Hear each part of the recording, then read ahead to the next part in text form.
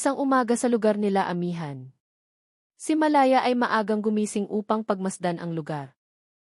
Malamig, mahangin. Mukhang maayos ang lugar dito. Ang sabi ni Malaya. Lumakad-lakad panandalian si Malaya sa kanto ng kanilang lugar upang magtingin-tingin hanggang ito ay napadpad sa isang tindahan ng tinapay. Pogi. Halika, bili ka na pogi ng tinapay. Masarap ito sa umaga. Ang sabi ng tindera ng pandesal. Ako po ba ang inyong tinatanong? Ang sabi ni Malaya. Habang tumitingin-tingin sa kanyang likod. Oo, Pogi, ikaw nga ang sinasabihan ko, bilis. Ang sabi ng tindera ng tinapay. Lalapit na sana si Malaya nang biglang lumitaw si Amihan sa kanyang tabi.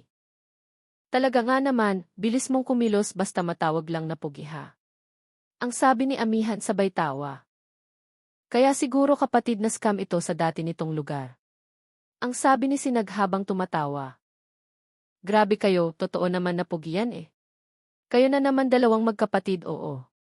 Ang sabi ulit ng nagtitinda ng tinapay. Gasgas na yan ate. Ang sabi ni Amihan sabay tawa. Ate, pabili ng tinapay bagong dating dito ito eh. Paramdam lang namin ang bagyo sa kanya bago pasukan. Ang sabi ni Sinag habang inaabot ang bayad. Natawa na lang si Malaya sabay kamot ng ulo sa dalawang magkapatid. Grabe ka Pogi, dalawang naggagandahang dilag ang bantay mo. Ang sabi ng tindera ng tinapay.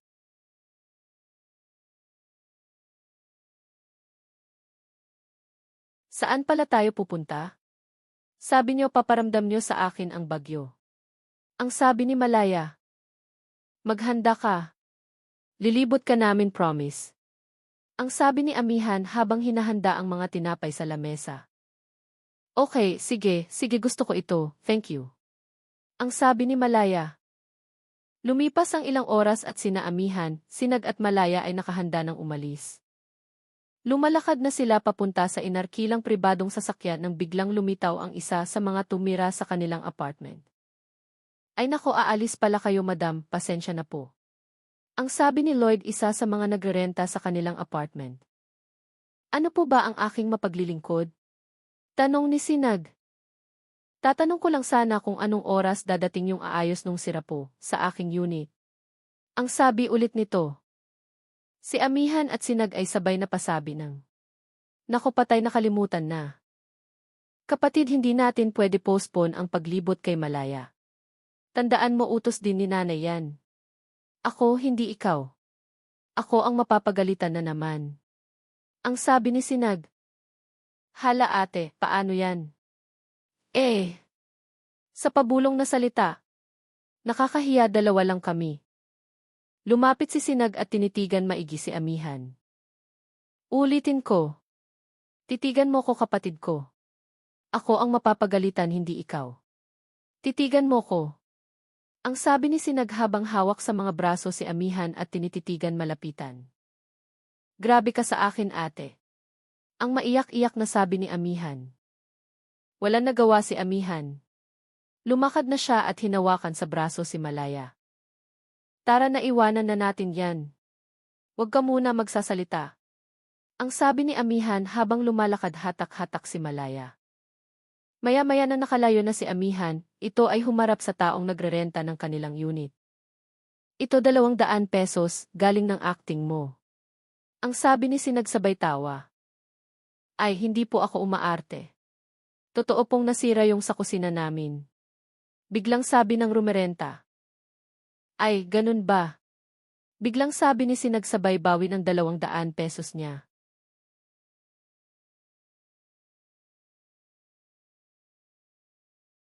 Heto na naman ako. Heto na naman ang puso kong malilitong bigla kung sino ang aking pipiliin.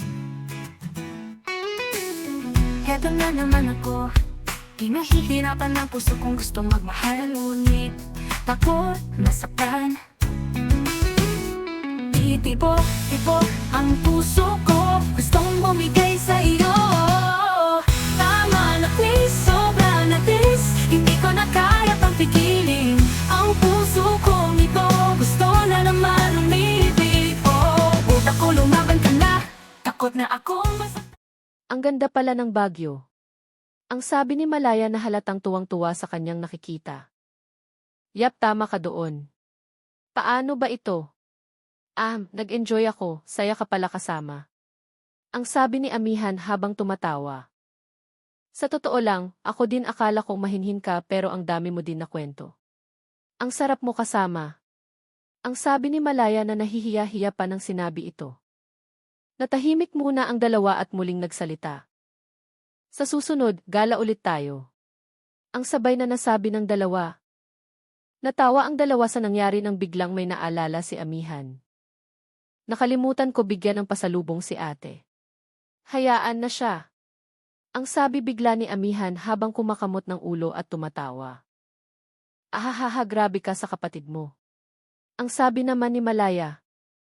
Tila halatang ayaw pang tapusin ang dalawa ang kanilang kwento at tuloy-tuloy ang kanilang kwentuhan, hindi na nila namalayan na malapit na sila sa kanilang bahay. Silang dalawa ay tuloy-tuloy pa sa kwentuhan nang biglang bumukas ang pintuan ng sasakyan. Aba, talaga nga naman, ano yan, date? Nag-holding hands pa talaga kayo. Wala na kayong napapansin sa paligid nyo, ha? Ang sabi ni Sinag matapos buksan ang pintuan. Napaharap ang dalawa kay Sinag at sabay na patingin sa kamay nila, hindi na nila namalayan na ang kanilang mga kamay ay magkahawak na. Sa sobrang gulat ni Amihan ay napahagis siya sa kanyang kamay at tumama pa sa mukha ni Malaya. Hindi na nalaman pa ni Amihan ano ang kanyang gagawin. At ang araw sa buhay nila Amihan, Sinag at Malaya ay natapos ng masaya at kakilig-kilig.